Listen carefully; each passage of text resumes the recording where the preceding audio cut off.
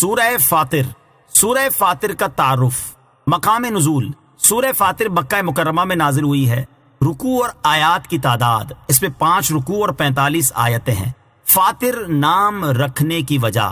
فاطر کا معنی ہے بنانے والا، اور اس سورت کی پہلی آیت میں اللہ تعالیٰ کا یہ وصف بیان کیا گیا ہے کہ وہ آسمانوں اور زمینوں کو بنانے والا ہے، اور اس مناسبت سے اسے سورہ فاطر کہتے ہیں. نیز اس سورت کو سورہ ملائکہ بھی کہتے ہیں کیونکہ اس کی پہلی آیت میں فرشتوں کا ذکر ہے.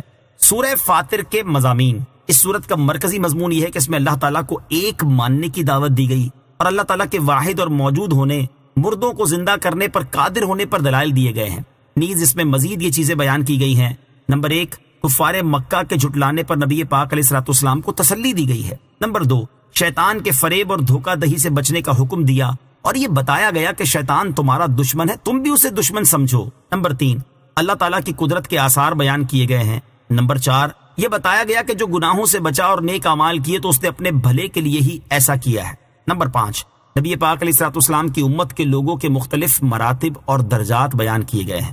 نمبر 6، جنت میں مسلمانوں کا حال اور جہنم میں کافروں کا حال بیان کیا گیا ہے. نمبر 7، یہ بتایا گیا ہے کہ جو کفر کرے گا تو اس میں اس کا اپنا ہی نقصان ہے. نمبر 8، سورت کے آخر میں گناہوں پر فوری پکڑ نہ کرنے اور گناہ گاروں کو مہلت دینے کی حکمت بیان کی گئی ہے. سورہ سبا کے ساتھ مناسبت.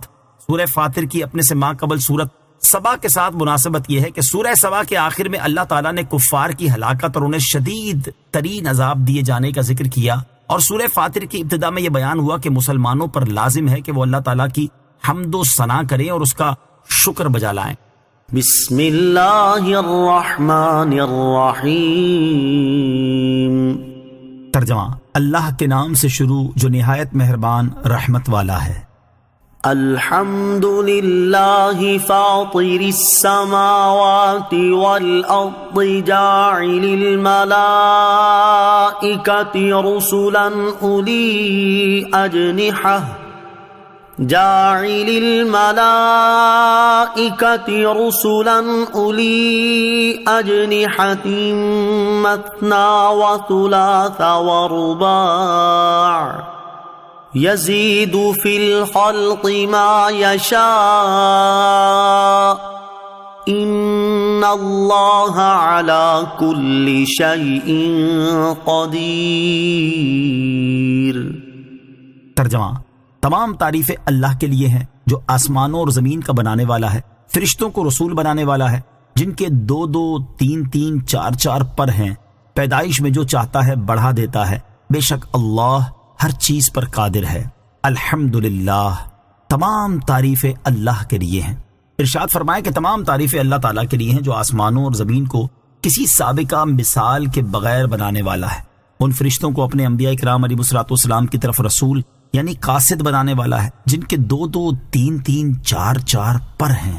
حضرت علامہ اسماعیل حقی رحمۃ اللہ تعالی علیہ فرماتے ہیں کہ فرشتوں میں پروں کی زیادتی ان کے مراتب کی زیادتی کی بنا پر ہے، ورنہ فرشتہ ایک ہی آن میں آسمان و زمین کی مسافت طے کر لیتا ہے. یاد رہے کہ آیت میں فرشتوں کے پروں کی تعداد کا بیان حصر یا زیادتی کی نفی کے لیے نہیں ہے، کیونکہ بعض فرشتے ایسے ہیں کہ جن کے بہت زیادہ پر ہیں. جیسے صحیح مسلم میں حضرت عبداللہ ابن مسعود رضی اللہ تعالیٰ عنہ سے مروی ہے کہ حضور اقدس صلی اللہ تعالی علیہ وسلم نے حضرت جبرائیل علیہ الصلوۃ والسلام کے 600 پر ملاحظہ فرمائے.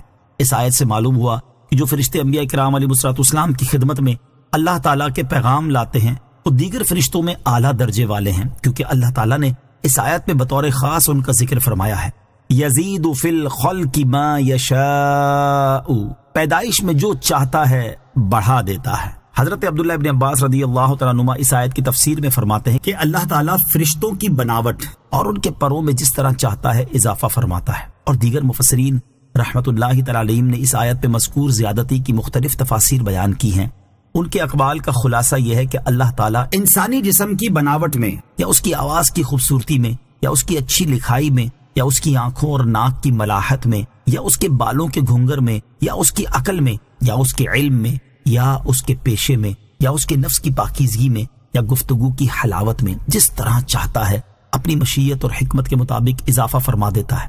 یاد رہے کہ یہاں جن چیزوں کا ذکر کیا گیا صرف ان میں ہی اضافہ منحصر نہیں بلکہ ان چیزوں کا ذکر بطور مثال کیا گیا ہے، اور یہ آیت تخلیق میں ہر طرح کے اضافے کو شامل ہے چاہے وہ ان چیزوں میں ہو جنہیں ظاہری طور پر حسین شمار کیا جاتا ہے یا ان چیزوں میں ہو جنہیں بظاہر اچھا نہیں سمجھا جاتا۔ آیت کے آخر میں فرمایا کہ بے شک اللہ ہر چیز پر قادر ہے، لہٰذا اس کی قدرت صرف ان موجودات میں منحصر نہیں بلکہ وہ ہمارے خیال اور وہم سے ورا ہے۔ ما يفتح اللہ للناس من رحمت فلا ممسک لها وما يمسک فلا مرسل له من بعده وهو العزیز الحکیم۔ ترجمہ، اللہ لوگوں کے لیے جو رحمت کھول دے اسے کوئی روکنے والا نہیں، اور جو کچھ روک دے تو اس کے روکنے کے بعد اسے کوئی چھوڑنے والا نہیں، اور وہی غالب حکمت والا ہے۔ ما یفتح اللہ للناس من رحمت فلا ممسک لها، اللہ لوگوں کے لیے جو رحمت کھول دے اسے کوئی روکنے والا نہیں۔ اس آیت کا خلاصہ یہ ہے کہ اللہ تعالیٰ لوگوں کے لیے اپنی رحمت کے خزانوں میں سے جو رحمت کھول دے، جیسے صحت، امن و سلامتی، علم و حکمت، بارش اور رزق وغیرہ، تو اسے روکنے پر کوئی قدرت نہیں رکھتا، اور جس چیز کو روک دے تو اس کے روکنے کے بعد اسے چھوڑنے پر کوئی قدرت نہیں رکھتا، اور اللہ تعالیٰ ہی کھولنے، روکنے اور اپنی مشیت کے لحاظ سے ہر چیز پر غالب ہے، اور اللہ تعالیٰ جو کچھ بھی کرتا ہے وہ سب حکمت اور مصلحت کے مطابق ہے۔ فرض نماز کے بعد پڑھا جانے والا وظیفہ صحیح بخاری اور صحیح مسلم کی حدیث میں ہے کہ نبی کریم صلی اللہ تعالی علیہ وآلہ وسلم ہر فرض نماز کے بعد یوں کہا کرتے: لا الہ الا اللہ وحدہ لا شریک لہ لہ الملک ولہ الحمد وہو علی کل شیء قدیر اللہم لا مانع لما اعطیت ولا معطی لما منعت ولا ينفع ذا الجد منک الجد، یعنی اللہ کے سوا کوئی معبود نہیں، وہ اکیلا ہے، اس کا کوئی شریک نہیں، اس کی بادشاہی ہے اور اسی کے لیے سب تعریفیں ہیں، اور وہ ہر چیز پر قدرت رکھتا ہے۔ اے اللہ عز و جل، جو تو دے اسے کوئی روکنے والا نہیں، اور جو تو روکے اسے کوئی دینے والا نہیں، اور کسی دولت مند کو تیرے مقابلے پر دولت نفع نہ دے گی۔ یا ایھا الناس اذکروا نعمت اللہ علیکم هل من خالق غیر اللہ یرزقکم من السماء والارض لا الہ الا هو فأنا تؤفکون۔ ترجمہ، اے لوگو، اپنے اوپر اللہ کا احسان یاد کرو۔ کیا اللہ کے سوا اور بھی کوئی خالق ہے جو آسمان اور زمین سے تمہیں روزی دیتا ہے؟ اس کے سوا کوئی معبود نہیں، تو تم کہاں الٹے پھرے جاتے ہو؟ یا ایھا الناس اذکروا نعمت اللہ علیکم، اے لوگو، اپنے اوپر اللہ کا احسان یاد کرو۔ اس آیت میں اجمالی طور پر اپنی نعمتیں بیان کرتے ہوئے اللہ تعالیٰ نے ارشاد فرمایا کہ اے لوگو، اپنے اوپر اللہ تعالیٰ کا احسان یاد کرو کہ اس نے تمہارے لیے زمین کو فرش بنایا، آسمان کو بغیر کسی ستون کے قائم کیا، اپنی راہ بتانے اور حق کی دعوت دینے کے لیے رسولوں علیہ الصلوۃ والسلام کو بھیجا، اور تم پر رزق کے دروازے کھولے۔ کیا اللہ تعالیٰ کے سوا اور بھی کوئی خالق ہے جو آسمان سے بارش برسا کر اور زمین سے طرح طرح کے نباتات پیدا کر کے تمہیں روزی دیتا ہے؟ اس کے سوا کوئی معبود نہیں، تو تم کہاں الٹے پھرے جاتے ہو؟ اور یہ جانتے ہوئے کہ وہی خالق اور رازق ہے، ایمان اور توحید سے کیوں پھرتے ہو؟ وَإِن يُكَذِّبُوكَ فَقَدْ كُذِّبَتْ رُسُلٌ مِّن قَبْلِكَ وَإِلَى اللَّهِ تُرْجَعُ الْأُمُورُ۔ ترجمہ، اور اگر یہ تمہیں جھٹلاتے ہیں تو بے شک تم سے پہلے کتنے ہی رسول جھٹلائے گئے، اور سب کام اللہ ہی کی طرف پھیرے جاتے ہیں۔ وَإِن يُكَذِّبُوكَ، اور اگر یہ تمہیں جھٹلاتے ہیں۔ اس آیت میں اللہ تعالیٰ نے اپنے حبیب علیہ الصلوۃ والسلام کو تسلی دیتے ہوئے ارشاد فرمایا کہ اے پیارے حبیب صلی اللہ تعالی علیہ وآلہ وسلم، کفار پر حجتیں قائم کر دینے کے باوجود بھی اگر یہ تمہیں جھٹلاتے ہیں اور تمہاری نبوت اور رسالت کو نہیں مانتے، اور توحید مرنے کے بعد اٹھائے جانے، حساب اور عذاب کا انکار کرتے ہیں، تو آپ تسلی رکھیں اور ان کے جھٹلانے پر غم نہ کریں۔ بے شک آپ سے پہلے کتنے ہی رسول جھٹلائے گئے، تو جس طرح انہوں نے صبر کیا آپ بھی صبر فرمائیے، کیونکہ کفار کا انبیاء کرام علیہ الصلوۃ والسلام کے ساتھ شروع سے یہی دستور چلا آ رہا ہے، اور سب کام بالآخر اللہ تعالیٰ ہی کی طرف پھیرے جاتے ہیں، تو وہ آخرت میں جھٹلانے والوں کو سزا دے گا اور رسولوں کی مدد فرمائے گا۔ يا أيها الناس إن وعد الله حق فلا تغرنكم الحياة الدنيا ولا يغرنكم بالله الغرور۔ ترجمہ: اے لوگو، بے شک اللہ کا وعدہ سچا ہے، تو ہرگز دنیا کی زندگی تمہیں دھوکہ نہ دے، اور ہرگز بڑا فریبی تمہیں اللہ کے بارے میں فریب نہ دے۔ یا ایہا الناس ان وعد اللہ حق، اے لوگو، بے شک اللہ کا وعدہ سچا ہے۔ اس آیت میں اللہ تعالیٰ نے نصیحت کرتے ہوئے ارشاد فرمایا کہ اے لوگو، بے شک اللہ تعالیٰ کا وعدہ سچا ہے، قیامت ضرور آنی ہے، مرنے کے بعد ضرور اٹھنا ہے، اعمال کا حساب یقیناً ہوگا، اور ہر ایک کو اس کے کیے کی جزا بے شک ملے گی۔ تو ہرگز دنیا کی زندگی تمہیں دھوکہ نہ دے کہ اس کی لذتوں میں مشغول ہو کر تم آخرت کو بھول جاؤ۔ دنیا کی زندگی سے دھوکہ نہ کھائیں۔ دنیا کی زندگی کے بارے میں اللہ تعالیٰ ارشاد فرماتا ہے: اعلموا انما الحیاة الدنیا لعب ولہو وزینۃ وتفاخر بینکم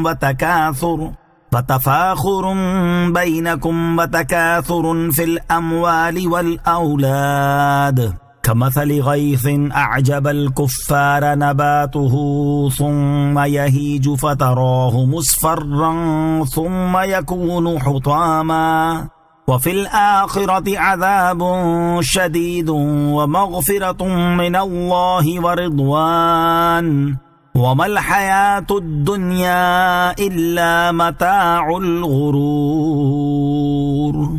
ترجمہ: جان لو کہ دنیا کی زندگی تو صرف کھیل کود اور زینت اور آپس میں فخر و غرور کرنا اور مال اور اولاد میں ایک دوسرے پر زیادتی چاہنا ہے۔ دنیا کی زندگی ایسی ہے جیسے وہ بارش جس کا اگایا ہوا سبزہ کسانوں کو اچھا لگتا ہے، پھر وہ سبزہ سوکھ جاتا ہے تو تم اسے زرد دیکھتے ہو، پھر وہ پامال کیا ہوا بیکار ہو جاتا ہے، اور آخرت میں سخت عذاب بھی ہے اور اللہ کی طرف سے بخشش اور اس کی رضا بھی، اور دنیا کی زندگی تو صرف دھوکے کا سامان ہے۔ اور ارشاد فرماتا ہے: کل نفس ذائقۃ الموت وانما توفون اجورکم یوم القیامہ فمن زحزح عن النار وادخل الجنة فقد فاز وما الحیاة الدنیا الا متاع الغرور۔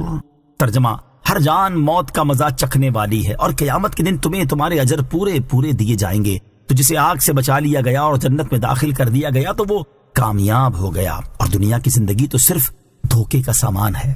اور دنیا کی زندگی سے دھوکہ نہ کھانے کے بارے میں ارشاد فرماتا ہے: یا ایھا الناس اتقوا ربکم واخشوا یوما لا یجزی والد عن ولدہ ولا مولود هو جاز عن والده شيئا ان وعد الله حق فلا تغرنكم الحياة الدنيا ولا يغرنكم بالله الغرور۔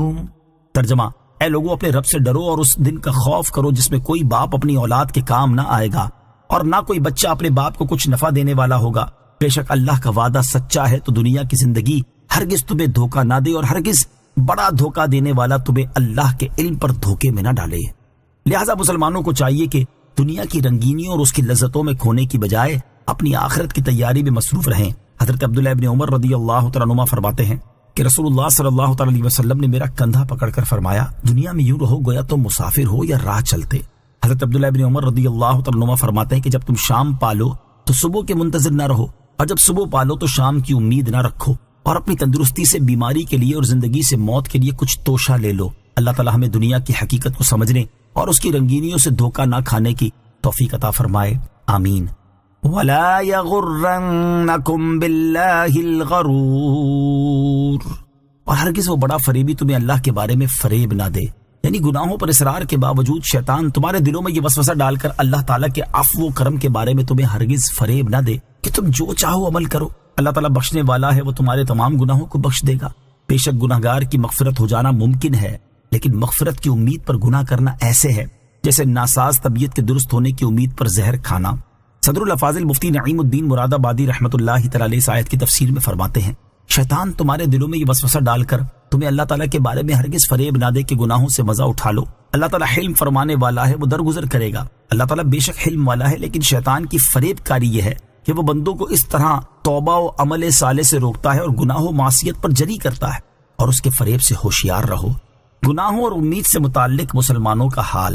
فی زمانہ مسلمانوں کی عمومی حالت یہ ہے کہ وہ طرح طرح کے گناہوں میں مصروف ہے، اور قرآن پاک کی آیات اور تاجدار رسالت صلی اللہ تعالیٰ علیہ وسلم کی احادیث سنا کر سمجھانے کے باوجود بھی نیک اعمال کی طرف راغب ہوتے ہیں اور نہ ہی گناہوں سے تائب ہوتے ہیں، بلکہ بعض بے باک تو گناہ سے باز آنے کی بجائے یہ کہہ گزرتے ہیں کہ ہم گناہ کر رہے ہیں تو کیا ہوا، ہم اللہ تعالیٰ کی عبادت نہیں کرتے تو کوئی بات نہیں، اللہ تعالیٰ بڑا بخشنے والا ہے، وہ ہمیں بخش دے گا۔ اور بعض لوگ یہ سوچ کر گناہ کرتے ہیں کہ ہم بعد میں توبہ کر لیں گے۔ یوں ہی بعض مسلمان فرائض کی بجا آوری اور حرام و ممنوع کاموں سے بچنے میں تو انتہائی غفلت اور لاپرواہی کا شکار ہیں، جبکہ مستحب کاموں کو نجات کا ذریعہ سمجھ کر ان کے انتہائی پابند ہیں، حالانکہ فرائض مقدم ہیں۔ اللہ تعالیٰ انہیں ہدایت اور عقل سلیم عطا فرمائے، آمین۔ ان الشیطان لکم عدو فاتخذوه عدوا انما يدعو حزبه ليكونوا من اصحاب السعیر۔ ترجمہ: بے شک شیطان تمہارا دشمن ہے تو تم بھی اسے دشمن سمجھو، وہ تو اپنے گروہ کو اسی لیے بلاتا ہے تاکہ وہ بھی دوزخیوں میں سے ہو جائیں۔ ان الشیطان لکم عدو فاتخذوه عدوا، بے شک شیطان تمہارا دشمن ہے تو تم بھی اسے دشمن سمجھو۔ ارشاد فرمائے کہ شیطان تمہارا بڑا پرانا دشمن ہے اور اس کی یہ دشمنی ختم نہ ہوگی، لہذا تم بھی اپنے عقائد، افعال اور اعمال کے معاملے میں اسے اپنا دشمن سمجھو اور اس کی اطاعت نہ کرو، بلکہ اللہ تعالیٰ کی فرما برداری میں مشغول رہو۔ شیطان تو اپنی پیروی کرنے والوں کو کفر کی طرف اسی لیے بلاتا ہے تاکہ وہ بھی دوزخیوں میں سے ہو جائیں۔ الذین کفروا لهم عذاب شدید والذین آمنوا وعملوا الصالحات لهم مغفرۃ واجر کبیر۔ ترجمہ: کافروں کے لیے سخت عذاب ہے اور ایمان لانے والوں اور اچھے کام کرنے والوں کے لیے بخشش اور بڑا ثواب ہے۔ الذین کفروا لهم عذاب شدید، کافروں کے لیے سخت عذاب ہے۔ اس آیت میں اللہ تعالیٰ نے شیطان کی پیروی کرنے والوں اور اس کے مخالفین کا حال تفصیل کے ساتھ بیان فرمایا ہے۔ چنانچہ ارشاد فرمایا کہ کافروں کے لیے جو شیطان کے گروہ میں سے ہیں ان کے کفر کے سبب سخت عذاب ہے، اور وہ لوگ جو ایمان لائے اور انہوں نے اچھے کام کیے اور شیطان کے فریب میں نہ آئے، اس کی راہ پر نہ چلے، ان کے لیے بخشش اور بڑا ثواب ہے۔ افمن زین له سوء عمله فرآه حسنا فإن الله يضل من يشاء ويهدي من يشاء فلا تذهب نفسك عليهم حسرات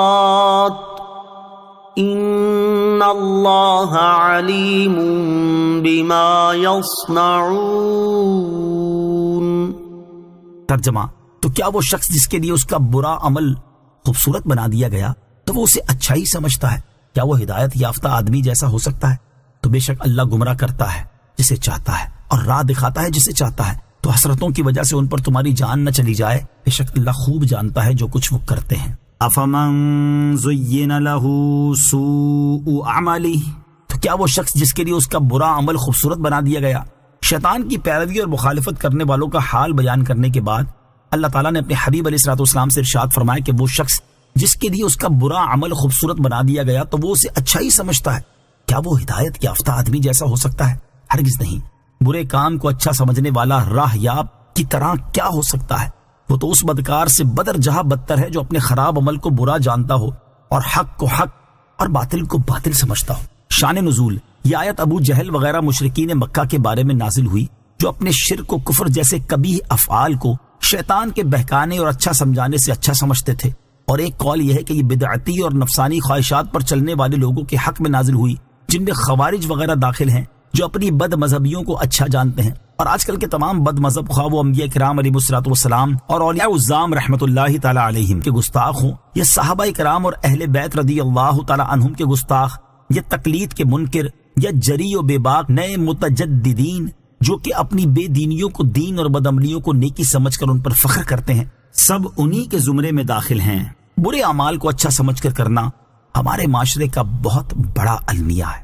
ہمارے آج کے معاشرے کا یہ بہت بڑا المیہ ہے کہ لوگ برے اعمال کو اچھا سمجھ کر کرتے ہیں۔ یوں ہی لوگوں کے سامنے برے اعمال کو اس طرح سجا سوار کر پیش کیا جاتا ہے کہ دیکھنے والے انہیں اچھا سمجھ کر کرنا شروع کر دیتے ہیں۔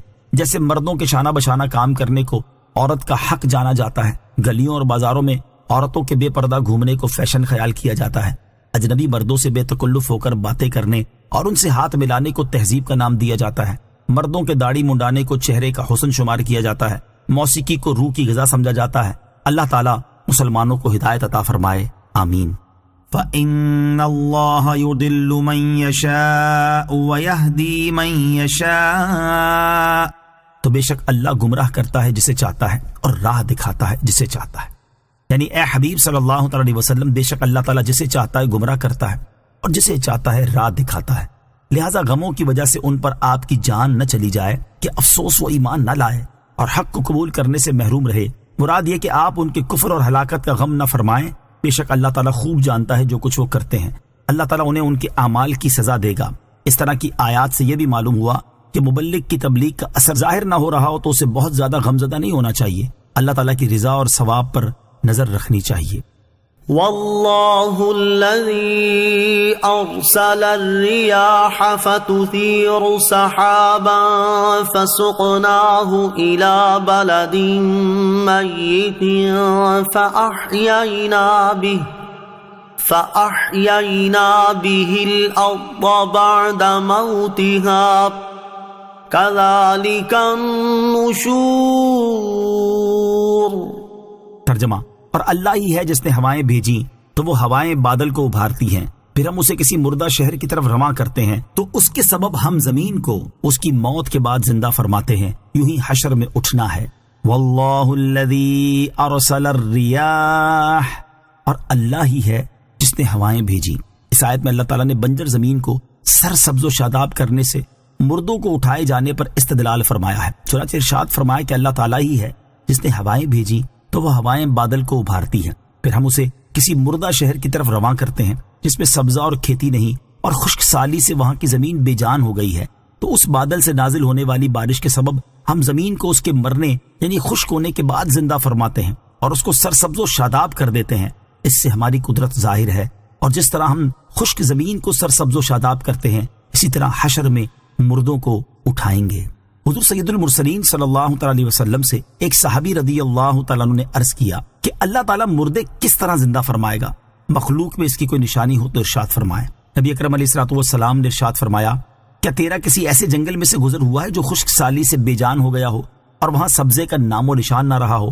پھر کبھی اس جنگل میں گزر ہوا ہو اور اس کو ہرا بھرا لہلہاتا پایا ہو؟ صحابی رسول نے عرض کی، بے شک ایسا دیکھا ہے۔ حضور اقدس علیہ الصلوۃ والسلام نے فرمایا، ایسے ہی اللہ تعالیٰ مردوں کو زندہ کرے گا اور مخلوق میں یہ اس کی نشانی ہے۔ اس آیت سے معلوم ہوا کہ قیاس برحق ہے کہ اللہ تعالیٰ نے اس عالم کے حالات پر اس عالم کے حالات کو قیاس کرنے کا حکم فرمایا۔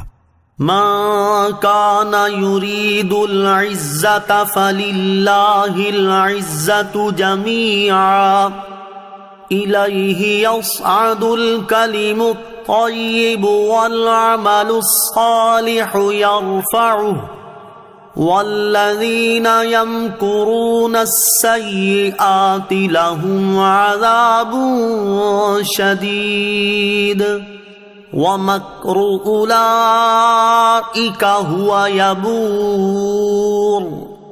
ترجمہ، جو عزت کا طلبگار ہو تو ساری عزت اللہ ہی کے پاس ہے، پاکیزہ کلام اسی کی طرف بلند ہوتا ہے اور نیک عمل کو وہ بلند کرتا ہے، اور وہ لوگ جو برے مکر و فریب کرتے ہیں ان کے لیے سخت عذاب ہے اور ان کا مکر و فریب برباد ہوگا۔ من کان یرید العزت فللہ العزت جمیعا، جو عزت کا طلبگار ہو تو ساری عزت تو اللہ کے پاس ہے۔ کفار بتوں سے عزت طلب کیا کرتے تھے اور منافقین کافروں کے پاس عزت ڈھونڈتے تھے، جیسا کہ سورہ نساء میں ارشاد باری تعالی ہے، الذین یتخذون الکافرین اولیاء من دون المؤمنین ایبتغون عندهم العزة فإن العزة للہ جمیعا۔ ترجمہ، وہ جو مسلمانوں کو چھوڑ کر کافروں کو دوست بناتے ہیں، کیا یہ ان کے پاس عزت ڈھونڈتے ہیں؟ تو تمام عزتوں کا مالک اللہ ہے۔ تو یہاں آیت میں اللہ تعالیٰ نے واضح فرما دیا کہ دنیا اور آخرت میں صرف وہی عزت کا مالک ہے جسے چاہے عزت دے، لہٰذا جو عزت کا طلبگار ہو وہ اللہ تعالیٰ سے عزت طلب کرے، کیونکہ ہر چیز اس کے مالک ہی سے طلب کی جاتی ہے۔ اور یہ بات قطعی ہے کہ حقیقی عزت طلب کرنے کا ذریعہ ایمان اور اعمال صالحہ ہیں۔ الیہ یصعد الکلم الطیب، پاکیزہ کلام اسی کی طرف بلند ہوتا ہے، یعنی پاکیزہ کلام اس کی قبولیت اور رضا کے محل تک پہنچتا ہے۔ پاکیزہ کلمات سے کیا مراد ہے؟ پاکیزہ کلام سے مراد کلمہ توحید، تسبیح و تحمید اور تکبیر وغیرہ ہیں، جیسا کہ امام حاکم رحمۃ اللہ تعالی علیہ کی مستدرک میں اور امام بیہقی رحمۃ اللہ تعالی علیہ کی شعب الایمان میں ذکر کردہ روایت میں ہے۔ اور حضرت عبداللہ ابن عباس رضی اللہ تعالی عنہ نے کلمہ طیبہ کی تفسیر میں فرمایا کہ اس سے مراد ذکر ہے، اور بعض مفسرین نے اس سے قرآن اور دعا بھی مراد لی ہے، اور اسی میں نیکی کی دعوت کے لیے ادا کیے جانے والے کلمات بھی داخل ہیں۔ والعمل الصالح یرفعہ، اور نیک عمل کو وہ بلند کرتا ہے۔ نیک کام سے مراد وہ عمل اور عبادت ہے جو اخلاص سے ہو، اور آیت کے اس حصے کا ایک معنی یہ ہے کہ کلمہ طیبہ عمل کو بلند کرتا ہے، کیونکہ توحید اور ایمان کے بغیر عمل مقبول نہیں۔ دوسرا معنی یہ ہے کہ نیک عمل کو اللہ تعالیٰ رفعت قبول عطا فرماتا ہے۔ تیسرا معنی یہ ہے کہ نیک عمل کرنے والے کا مرتبہ بلند کرتے ہیں، تو جو عزت چاہے اس پر لازم ہے کہ نیک عمل کرے۔ عمل کرنے سے پہلے اس پر غور کر لیا جائے۔ حضرت مالک بن سعد رحمۃ اللہ تعالی سے مروی ہے کہ ایک آدمی اللہ تعالیٰ کے فرائض میں سے ایک فرض پر عمل کرتا ہے، جبکہ دیگر فرائض کو اس نے ضائع کر دیا، تو شیطان اسے اس ایک فرض کے بارے میں لگاتار امیدیں دلاتا رہتا ہے، اور اس کے لیے وہ عمل مزین کرتا رہتا ہے، یہاں تک کہ وہ جنت کے علاوہ اور کوئی چیز نہیں دیکھتا۔ لہٰذا تم کوئی بھی عمل کرنے سے پہلے غور کر لو کہ تم اس عمل کے ذریعے کیا چاہتے ہو۔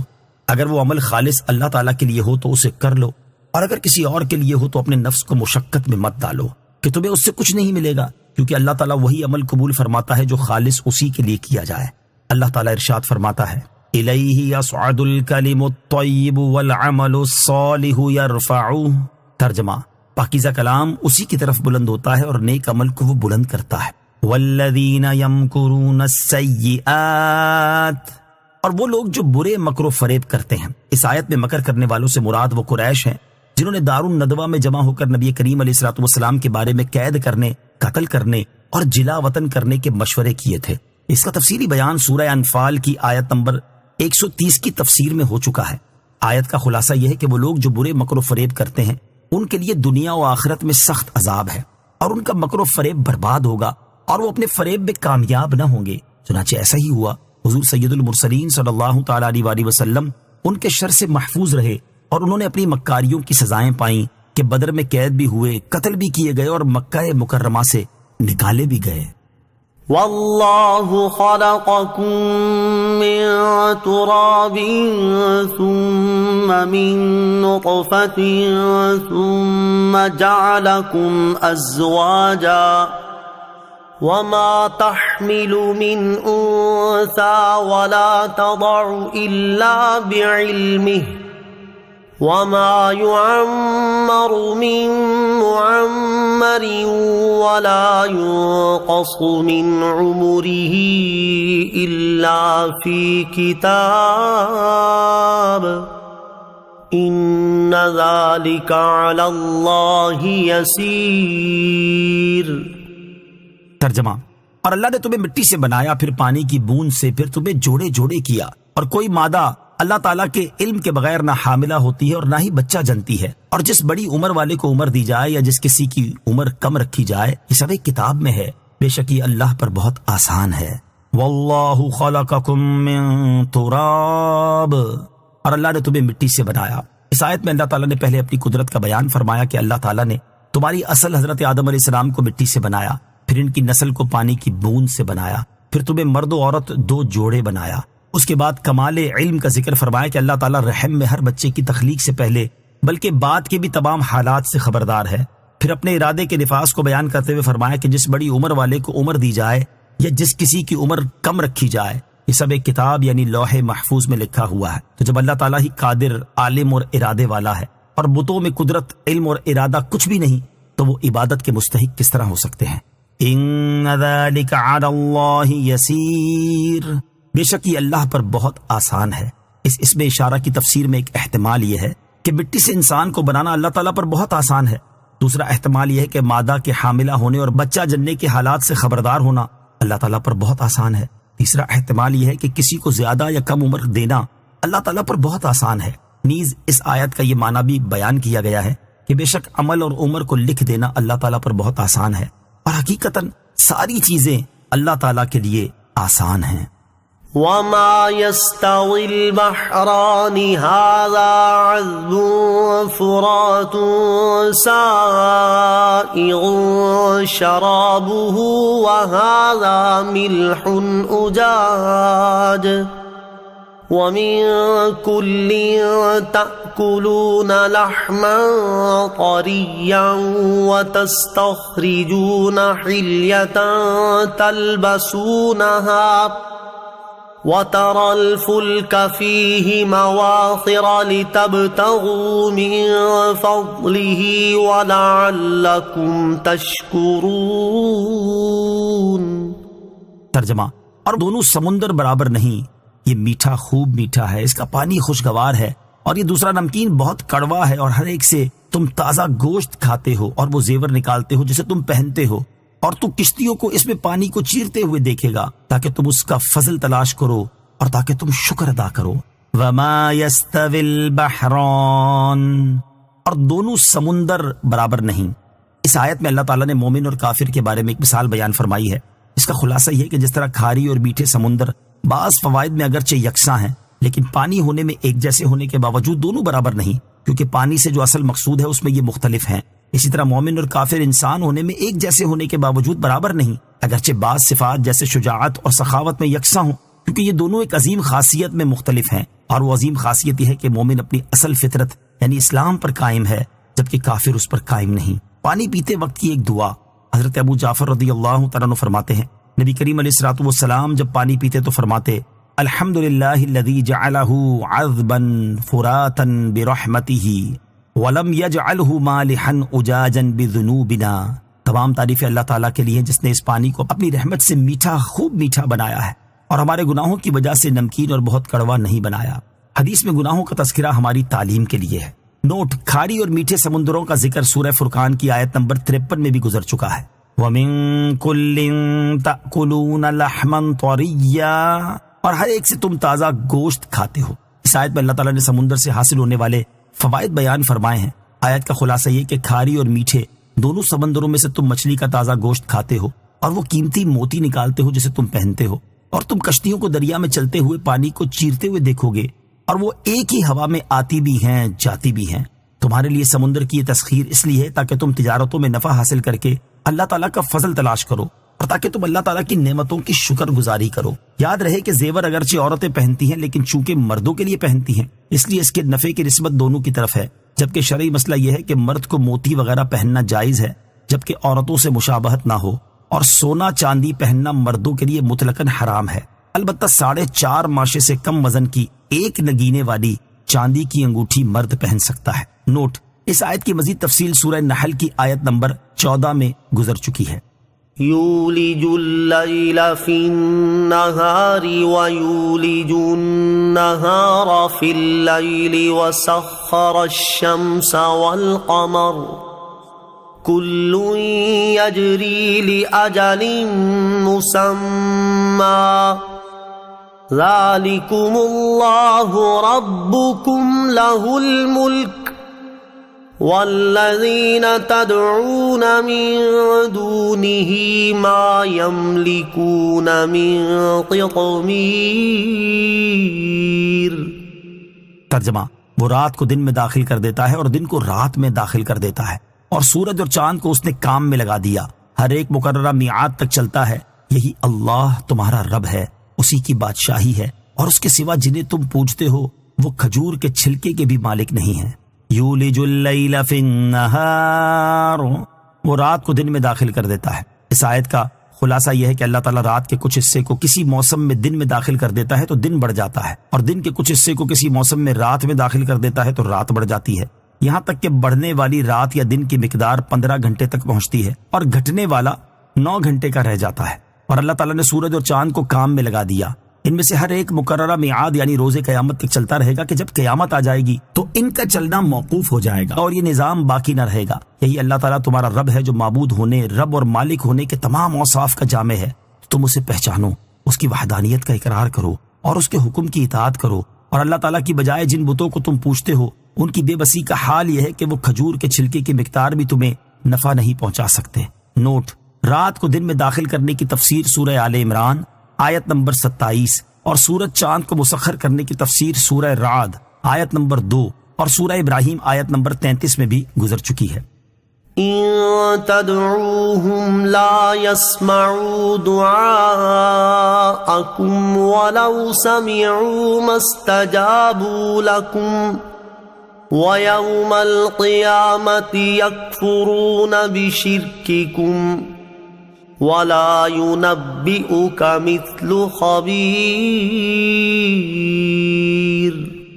ترجمہ: اگر تم ان سے دعا کرو تو وہ تمہاری دعا نہیں سنیں گے، اور اگر بالفرض سن بھی لیں تو تمہاری دعا قبول نہیں کر سکتے، اور قیامت کے دن وہ تمہارے شرک سے انکار کر دیں گے، اور باخبر خدا کی طرح تجھے کوئی نہ بتائے گا۔ ان تدعوهم لا يسمعوا دعاءكم، اگر تم ان سے دعا کرو تو وہ تمہاری دعا نہیں سنیں گے۔ کفار بتوں کا قرب حاصل کرنے، ان کی طرف دیکھنے اور ان کے سامنے اپنی حاجات پیش کرنے کو عزت کا ذریعہ سمجھتے تھے۔ اس آیت میں اللہ تعالیٰ نے کفار کے اس نظریے کا رد کرتے ہوئے فرمایا کہ جن بتوں کی تم عبادت کرتے ہو اگر تم ان سے دعا کرو تو وہ تمہاری دعا سننے کی صلاحیت نہیں رکھتے، کیونکہ وہ بے جان جمادات ہیں، اور اگر بالفرض سن بھی لیں تو وہ تمہاری دعا قبول نہیں کر سکتے، کیونکہ وہ اصلاً قدرت اور اختیار نہیں رکھتے، اور قیامت کے دن وہ بت تمہارے شرک سے انکار کر دیں گے اور بیزاری کا اظہار کرتے ہوئے کہیں گے کہ تم ہمیں نہ پوچھتے تھے، اور اے بندے، دنیا و آخرت کے احوال اور بت پرستی کے انجام کی جیسی خبر اللہ تعالیٰ دیتا ہے اور کوئی نہیں دے سکتا۔ یا ایہا الناس انتم الفقراء الی اللہ واللہ هو الغنی الحمید۔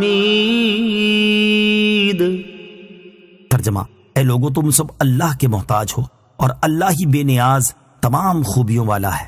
یا ایہا الناس انتم الفقراء الی اللہ، اے لوگو تم سب اللہ کے محتاج ہو۔ اگرچہ اللہ تعالیٰ کے علاوہ ہر چیز اللہ تعالیٰ کی محتاج ہے، لیکن اس آیت میں بطور خاص انسانوں کو اس لیے مخاطب کیا گیا کہ انسان ہی مالداری کا دعویٰ کرتے ہیں اور اسے اپنی طرف منسوب کرتے ہیں۔ آیت کا معنی یہ ہے کہ اے لوگو، مخلوق میں سے تم سب سے زیادہ اپنی جان، اہل و عیال، مال اور تمام امور میں اللہ تعالیٰ کے فضل و احسان کے حاجت مند ہو۔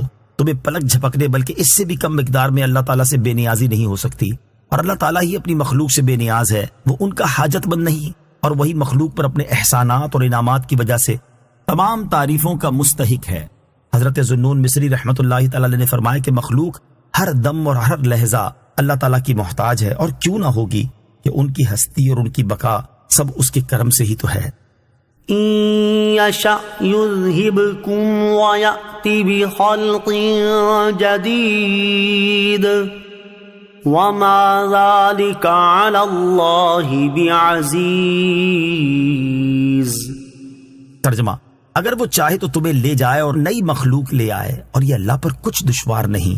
إن يشأ يذهبكم، اگر وہ چاہے تو تمہیں لے جائے۔ اس آیت اور اس کے بعد والی آیت کا خلاصہ یہ ہے کہ اے لوگو، اگر تمہارا رب عز و جل چاہے تو تمہیں ہلاک کر دے، کیونکہ اسی نے تمہیں پیدا کیا ہے اور وہ تم سے بے نیاز ہے، اور تمہاری بجائے نئی مخلوق لے آئے جو فرما بردار ہو، اللہ تعالیٰ کے احکامات کی پیروی کرنے والی ہو، اور جن چیزوں سے اللہ تعالیٰ نے منع فرمایا ہے ان سے رک جانے والی ہو۔ اور یاد رکھو کہ تمہیں ہلاک کر کے نئی مخلوق لے آنا اللہ تعالیٰ پر کچھ دشوار نہیں، بلکہ یہ اس کے لیے بہت آسان ہے۔ تو اے لوگو، اللہ تعالیٰ سے ڈرو اور اس کی فرما برداری کرو اس سے پہلے کہ تمہارا رب عز و جل تمہیں ہلاک کر دے۔ ولا تزر وازرة وزر أخرى وإن تدع مثقلة إلى حملها لا يحمل منه شيء ولو كان ذا قربى انما تنذر الذین یخشون ربهم بالغیب واقاموا الصلاة ومن تزکا فانما یتزکا لنفسه وإلی اللہ المصیر۔ ترجمہ، اور کوئی بوجھ اٹھانے والی جان دوسرے کا بوجھ نہ اٹھائے گی، اور اگر کوئی بوجھ والی جان اپنے بوجھ کی طرف کسی کو بلائے گی تو اس کے بوجھ میں سے کچھ بھی نہیں اٹھایا جائے گا، اگرچہ قریبی رشتہ دار ہو۔ اے نبی، تم انہی لوگوں کو ڈراتے ہو جو بغیر دیکھے اپنے رب سے ڈرتے ہیں اور نماز قائم رکھتے ہیں، اور جس نے پاکیزگی اختیار کی تو بے شک اس نے اپنی ذات کے لیے ہی پاکیزگی اختیار کی، اور اللہ ہی کی طرف پھرنا ہے۔ وَلَا تَزِرُ وَازِرَةٌ وِزْرَ أُخْرَىٰ، اور کوئی بوجھ اٹھانے والی جان دوسرے کا بوجھ نہ اٹھائے گی۔ آیت کے اس حصے کا معنی یہ ہے کہ قیامت کے دن ہر ایک جان پر اسی کے گناہوں کا بوجھ ہوگا جو اس نے کیے ہیں، اور کوئی جان کسی دوسرے کے عوض نہ پکڑی جائے گی، البتہ جو گمراہ کرنے والے ہیں ان کے گمراہ کرنے سے جو لوگ گمراہ ہوئے ان کی تمام گمراہیوں کا بوجھ ان گمراہوں پر بھی ہوگا اور ان گمراہ کرنے والوں پر بھی، جیسا کہ قرآن کریم میں ارشاد ہوا وَلَيَحْمِلُنَّ أَثْقَالَهُمْ وَأَثْقَالًا مَعَ أَثْقَالِهِمْ۔ ترجمہ، اور بے شک ضرور اپنے بوجھ اٹھائیں گے اور اپنے بوجھوں کے ساتھ اور بوجھ اٹھائیں گے، اور در حقیقت یہ ان کی اپنی کمائی ہے، دوسرے کی نہیں۔ حضرت عمر بن احوص رضی اللہ تعالیٰ عنہ فرماتے ہیں، میں نے حجۃ الوداع کے موقع پر نبی کریم علیہ السلام کو لوگوں سے فرماتے ہوئے سنا کہ سن لو، انسان کے جرم کا وبال اسی پر ہے، سن لو، انسان کے جرم کا وبال نہ اس کی اولاد پر ہے اور نہ اس کے باپ پر ہے۔ نوٹ، اس آیت کی مزید تفسیر سورہ انعام آیت نمبر 164 اور سورہ بنی اسرائیل آیت نمبر 15 کے تحت ملاحظہ فرمائیں۔ وَإِن تَدْعُ مُثْقَلَةٌ إِلَى حِمْلِهَا، اور اگر کوئی بوجھ والی جان اپنے بوجھ کی طرف کسی کو بلائے گی۔ آیت کے اس حصے کا معنی یہ ہے کہ قیامت کے دن اگر کوئی گناہگار شخص کسی دوسرے شخص کو بلائے گا تاکہ وہ اس کے گناہوں کا کچھ بوجھ اپنے سر لے لے، تو دوسرا شخص اس کے گناہوں میں سے کچھ بھی اپنے سر نہ لے گا، اگرچہ دوسرا شخص بلانے والے کا قریبی رشتہ دار جیسے بیٹا یا باپ ہو۔ قیامت کے دن قریبی رشتہ داروں کا حال، قیامت کے دن قریبی رشتہ داروں کی حالت بیان کرتے ہوئے ایک اور مقام پر اللہ تعالیٰ ارشاد فرماتا ہے یوم یفر المرء من اخیہ وامہ وابیہ وصاحبتہ وبنیہ لکل امرئ منہم یومئذ شأن یغنیہ۔ ترجمہ، اس دن آدمی اپنے بھائی سے بھاگے گا اور اپنی ماں اور اپنے باپ اور اپنی بیوی اور اپنے بیٹوں سے، ان میں سے ہر ایک کو اس دن ایک ایسی فکر ہوگی جو اسے دوسروں سے لاپرواہ کر دے گی۔ اور ارشاد فرماتا ہے یا ایھا الناس اتقوا ربکم واخشوا یوما لا یجزی والد عن ولدہ ولا مولود هو جاز عن والدہ شیئا۔ ترجمہ، اے لوگو اپنے رب سے ڈرو اور اس دن کا خوف کرو جس میں کوئی باپ اپنی اولاد کے کام نہ آئے گا اور نہ کوئی بچہ اپنے باپ کو کچھ نفع دینے والا ہوگا۔ حضرت عبداللہ ابن عباس رضی اللہ تعالیٰ عنہ فرماتے ہیں کہ قیامت کے دن ماں باپ بیٹے کو لپٹیں گے اور کہیں گے اے ہمارے بیٹے ہمارے کچھ گناہ اٹھا لے، تو وہ کہے گا یہ میرے لیے ممکن نہیں، میرا اپنا بوجھ کیا کم ہے۔ جب قریبی رشتہ داروں کا قیامت کے دن یہ حال ہوگا تو ان کی خاطر گناہ کرنا اور اللہ تعالیٰ کی نافرمانی میں مبتلا ہونا کس قدر نادانی اور حماقت کا کام ہے۔ انما تنذر الذین یخشون ربهم بالغیب، اے نبی تم انہی لوگوں کو ڈراتے ہو جو بغیر دیکھے اپنے رب سے ڈرتے ہیں، یعنی آپ کا اللہ تعالیٰ کے غضب سے ڈرانا صرف انہی لوگوں کو فائدہ دیتا ہے جو بغیر دیکھے اپنے رب عز و جل سے ڈرتے ہیں اور اپنے وقت میں نماز قائم رکھتے ہیں، اور جس نے پاکیزگی اختیار کی یعنی بدیوں سے بچا اور نیک عمل کیے تو بے شک اس نے اپنی ذات کے لیے ہی پاکیزگی اختیار کی کہ اس نیکی کا نفع وہی پائے گا، اور اللہ تعالیٰ ہی کی طرف سب کو پھرنا ہے۔ وما يستوي الأعمى والبصير ولا الظلمات ولا النور ولا الظل ولا الحرور۔ ترجمہ، اور اندھا اور دیکھنے والا برابر نہیں، اور نہ اندھیرے اور اجالا، اور نہ سایہ اور تیز دھوپ۔ وما یستوی، اور برابر نہیں۔ اس آیت میں اللہ تعالیٰ نے کافر اور مومن کی ذات میں فرق بتایا کہ کافر ایسا ہے جیسے اندھا اور مومن ایسا ہے جیسے دیکھنے والا، اور یہ دونوں برابر نہیں۔ بعض مفسرین نے اس آیت کے یہ معنی بیان کیے ہیں کہ جاہل اور عالم برابر نہیں، ولا الظلمات، اور نہ اندھیرے۔ اس آیت میں اللہ تعالیٰ نے کافر اور مومن کے اوصاف میں فرق بیان فرمایا کہ کفر ایسے ہیں جیسے اندھیرے اور ایمان ایسا ہے جیسے اجالا، اور یہ دونوں برابر نہیں۔ وَلَا الظِّلُّ، اور نہ سایہ۔ اس آیت میں اللہ تعالیٰ نے قیامت کے دن کافر اور مومن کے مکان میں فرق بیان فرمایا کہ مومن کا مکان جنت ایسے ہے جیسے سایہ، اور کافر کا مکان جہنم ایسے ہے جیسے تیز دھوپ، اور یہ دونوں برابر نہیں۔ بعض مفسرین نے فرمایا کہ سائے سے مراد حق اور تیز دھوپ سے مراد باطل ہے۔ وما يستوي الأحياء ولا الأموات إن الله يسمع من يشاء وما أنت بمسمع من في القبور إن أنت إلا نذير۔ ترجمہ، اور زندہ اور مردے برابر نہیں، بے شک اللہ سناتا ہے جسے چاہتا ہے، اور تم انہیں سنانے والے نہیں جو قبروں میں پڑے ہیں، تم تو یہی ڈر سنانے والے ہو۔ وما يستوي الأحياء ولا الأموات، اور زندہ اور مردے برابر نہیں۔ اس آیت میں زندوں سے مراد مومنین یا علماء ہیں، اور مردوں سے کفار یا جاہل لوگ مراد ہیں۔ ان کے بارے میں فرمایا کہ یہ دونوں برابر نہیں۔ اس کے بعد ارشاد فرمایا کہ بے شک اللہ سناتا ہے جسے چاہتا ہے۔ اس سے مراد یہ ہے کہ جس کی ہدایت منظور ہو اسے اللہ تعالیٰ ایمان کی توفیق عطا فرماتا ہے۔ وما انت بمسمع من فی القبور، اور تم انہیں سنانے والے نہیں جو قبروں میں پڑے ہیں۔ آیت کے اس حصے میں کفار کو مردوں سے تشبیہ دی گئی کہ جس طرح مردے سنی ہوئی بات سے نفع نہیں اٹھا سکتے اور نصیحت قبول نہیں کر سکتے، بد انجام کفار کا بھی یہی حال ہے کہ وہ ہدایت و نصیحت سے فائدہ نہیں اٹھاتے۔ یاد رہے کہ اس آیت سے مردوں کے نہ سننے پر استدلال کرنا صحیح نہیں ہے، کیونکہ آیت میں قبر والوں سے مراد کفار ہیں نہ کہ مردے، اور سننے سے مراد وہ سننا ہے جس پر ہدایت کا نفع مرتب ہو، اور جہاں تک مردوں کے سننے کا تعلق ہے تو یہ کثیر احادیث سے ثابت ہے۔ نوٹ: اس مسئلے کی تفصیل سورہ نمل کی آیت نمبر 80 میں گزر چکی ہے۔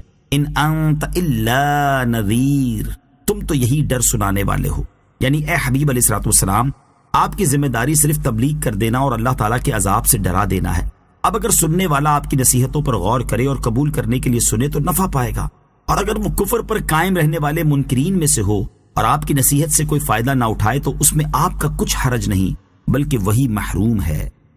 إِنَّا أَرْسَلْنَاكَ بِالْحَقِّ بَشِيرًا وَنَذِيرًا وَإِن مِّنْ أُمَّةٍ إِلَّا خَلَا فِيهَا نَذِيرٌ۔ ترجمہ: اے محبوب، بے شک ہم نے تمہیں حق کے ساتھ خوشخبری دیتے ہوئے اور ڈراتے ہوئے بھیجا، اور کوئی امت ایسی نہیں جس میں کوئی ڈرانے والا نہ گزرا ہو۔ اِنَّا أَرْسَلْنَاكَ بِالْحَقِّ بَشِيرًا وَنَذِيرًا، اے محبوب، بے شک ہم نے تمہیں حق کے ساتھ خوشخبری دیتے ہوئے اور ڈراتے ہوئے بھیجا، یعنی اے حبیب صلی اللہ تعالیٰ علیہ وسلم، بے شک ہم نے تمہیں حق کے ساتھ ایمانداروں کو جنت کی خوشخبری دینے والا اور کافروں کو اللہ تعالیٰ کے عذاب سے ڈرانے والا بنا کر بھیجا، اور کوئی امت ایسی نہیں جس میں کوئی ڈرانے والا نہ گزرا ہو، خواہ وہ نبی ہو یا عالم دین جو نبی کی طرف سے اللہ تعالیٰ کی مخلوق کو اللہ تعالیٰ کا خوف دلائے۔ وَإِن يُكَذِّبُوكَ فَقَدْ كَذَّبَ الَّذِينَ مِن قَبْلِهِمْ جَاءَتْهُمْ رُسُلُهُم بِالْبَيِّنَاتِ وَبِالزُّبُرِ وَبِالْكِتَابِ الْمُنِيرِ۔ ترجمہ: اور اگر یہ تمہیں جھٹلائیں تو ان سے پہلے لوگ بھی جھٹلا چکے ہیں، ان کے پاس ان کے رسول روشن دلیلیں اور صحیفے اور روشن کر دینے والی کتابیں لے کر آئے۔ وَإِن يُكَذِّبُوكَ، اور اگر یہ تمہیں جھٹلائیں۔ اس آیت میں اللہ تعالیٰ نے اپنے حبیب علیہ الصلوۃ والسلام کو تسلی دیتے ہوئے ارشاد فرمایا کہ اے پیارے حبیب صلی اللہ تعالیٰ علیہ وآلہ وسلم، اگر کفار مکہ آپ کو جھٹلانے پر ہی قائم ہیں تو آپ ان کی اور ان کے جھٹلانے کی پرواہ نہ کریں۔ ان سے پہلی امتوں کے لوگ بھی اپنے رسولوں علیہ الصلوۃ والسلام کو جھٹلا چکے ہیں، حالانکہ ان کے پاس ان کے رسول اپنے دعوے کی صداقت اور اپنی نبوت پر دلالت کرنے والے روشن معجزات، صحیفے اور حق کو روشن کر دینے والی کتابیں توریت، انجیل اور زبور لے کر آئے تھے۔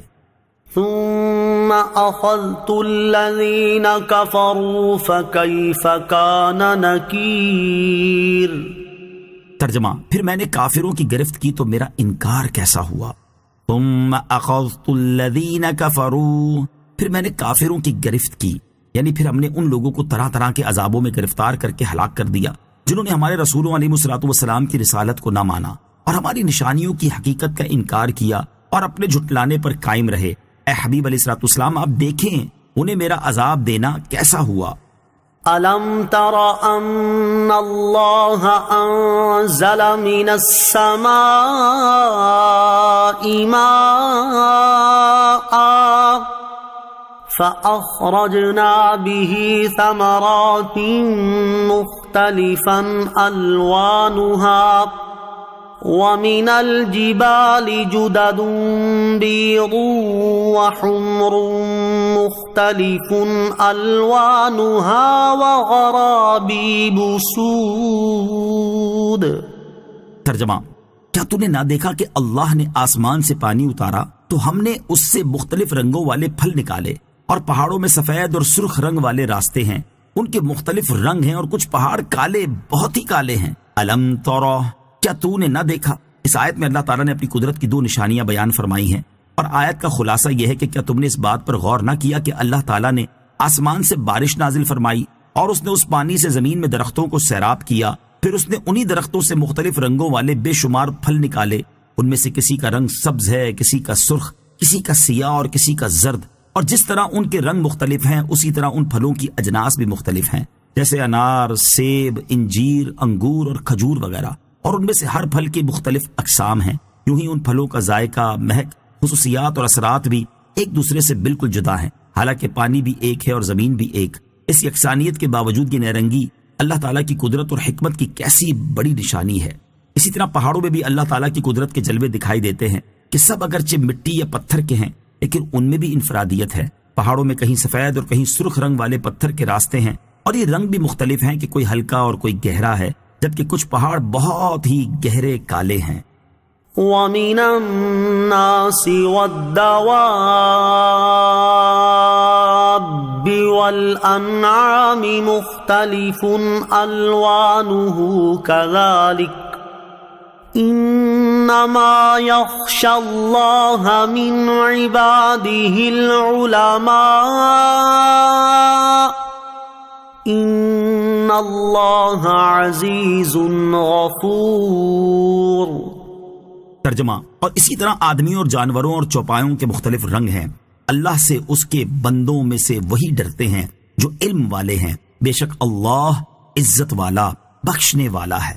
وَمِنَ النَّاسِ وَالدَّوَابِّ وَالْأَنْعَامِ مُخْتَلِفٌ أَلْوَانُهُ كَذَلِكَ، اور اسی طرح آدمیوں اور جانوروں اور چوپایوں کے مختلف رنگ ہیں، یعنی جس طرح پھلوں اور پہاڑوں کے مختلف رنگ ہیں اسی طرح آدمیوں، جانوروں اور چوپایوں کے بھی مختلف رنگ ہیں کہ ان میں سے کسی کا رنگ سرخ اور کسی کا سفید اور کسی کا سیاہ۔ یہ سب اللہ تعالیٰ کے صانع اور مختار ہونے کی دلیل ہیں۔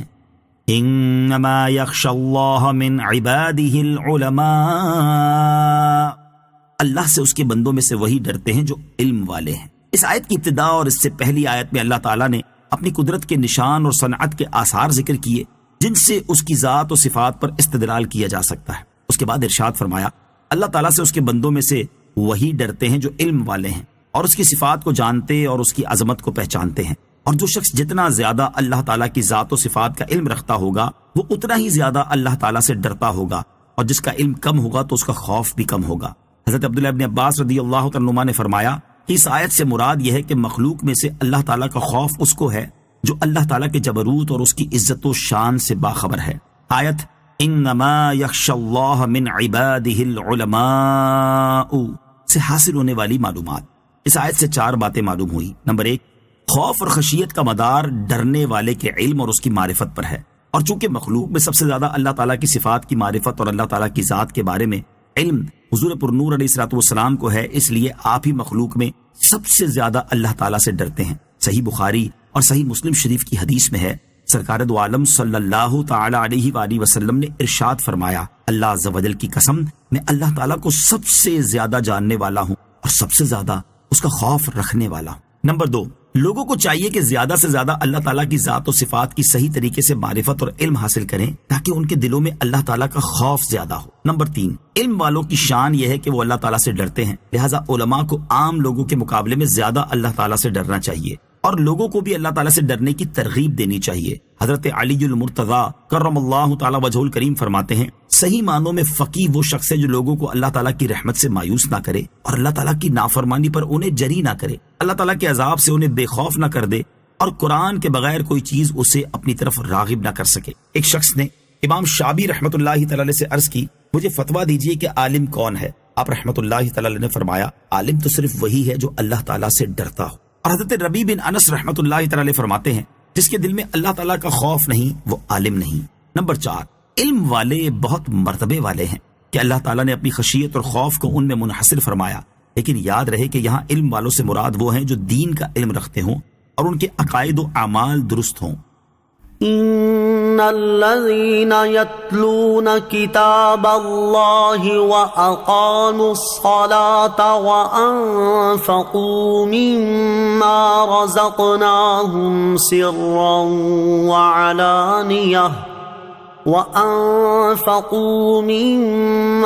رزقناهم سرا وعلانية يرجون تجارة لن تبور ليوفيهم أجورهم ويزيدهم من فضله إنه غفور شكور۔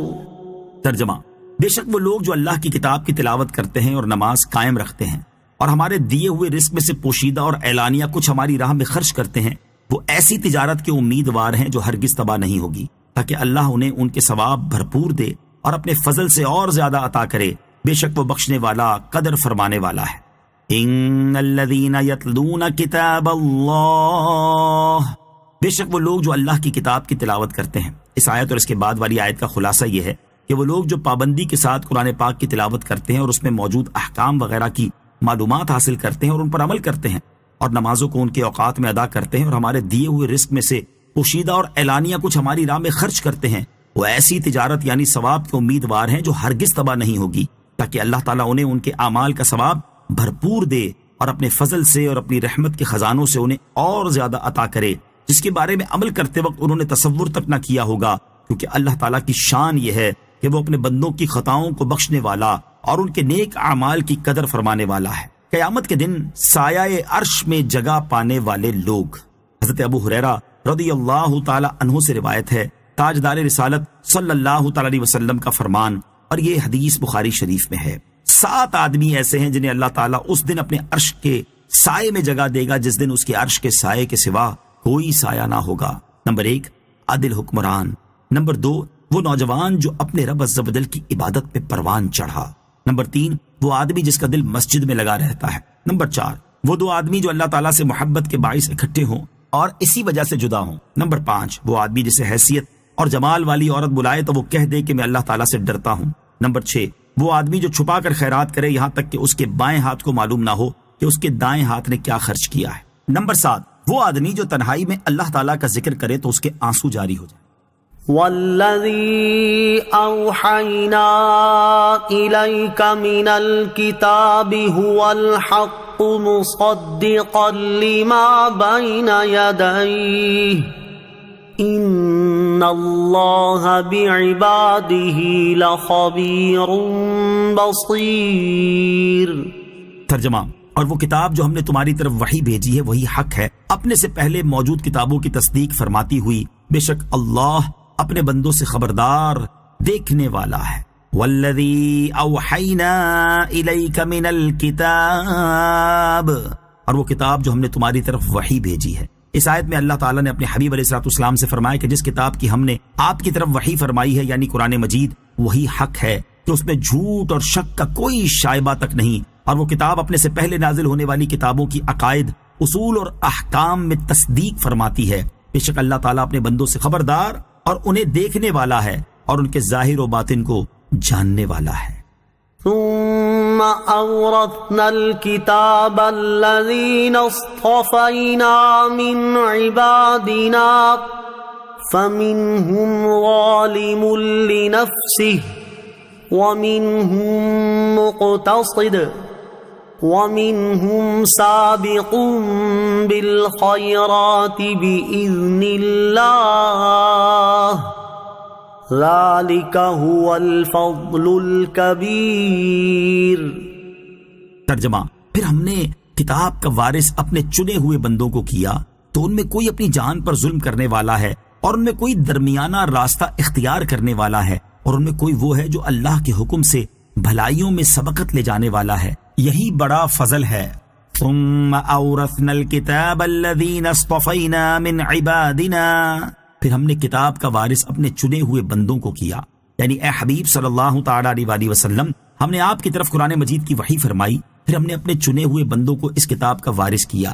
حضرت عبداللہ ابن عباس رضی اللہ تعالیٰ عنہما فرماتے ہیں، چنے ہوئے بندوں سے مراد نبی کریم علیہ الصلوۃ والسلام کی امت ہے، کیونکہ اللہ تعالیٰ نے انہیں تمام امتوں پر فضیلت دی اور سید المرسلین صلی اللہ علیہ وسلم کی غلامی اور نیاز بندی کی کرامت و شرافت سے مشرف فرمایا۔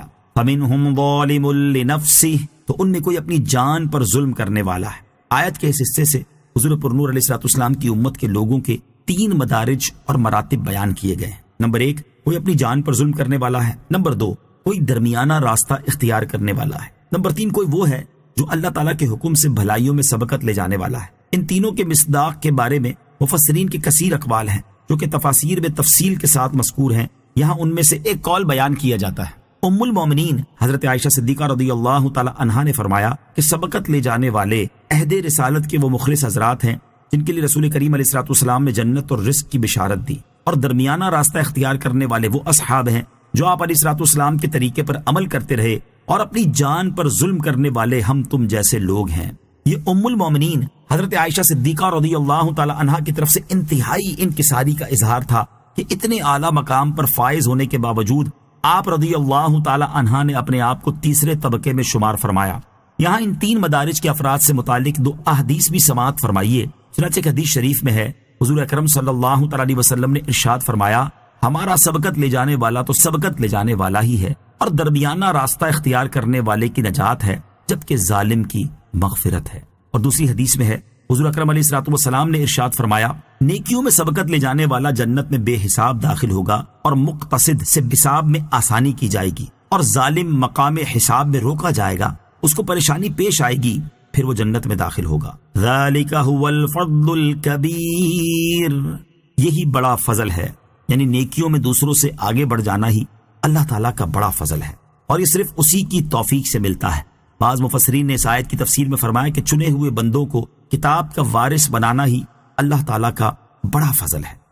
جنات عدن يدخلونها يحلون فيها من أساور من ذهب ولؤلؤا وَلِبَاسُهُمْ فِيهَا حَرِيرٌ۔ ترجمہ، ان کے لیے بسنے کے باغات ہیں جن میں وہ داخل ہوں گے، انہیں ان باغوں میں سونے کے کنگن اور موتی پہنائے جائیں گے، اور وہاں ان کا لباس ریشمی ہوگا۔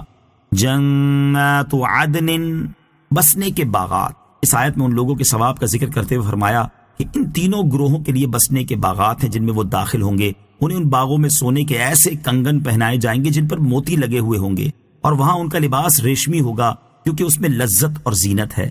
یاد رہے کہ دنیا میں مسلمان مرد پر سونا اور ریشم پہننا حرام ہے، جنت میں یہ سب حلال ہوگا۔ وَقَالُوا الْحَمْدُ لِلَّهِ الَّذِي أَذْهَبَ عَنَّا الْحَزَنَ إِنَّ رَبَّنَا لَغَفُورٌ شَكُورٌ۔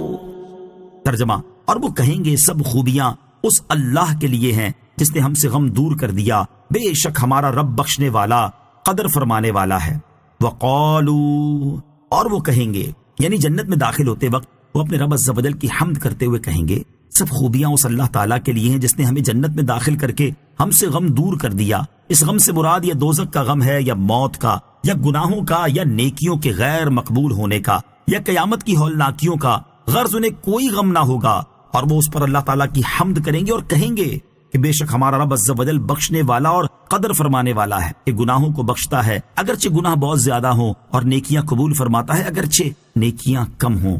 لا الہ الا اللہ پڑھنے کی فضیلت۔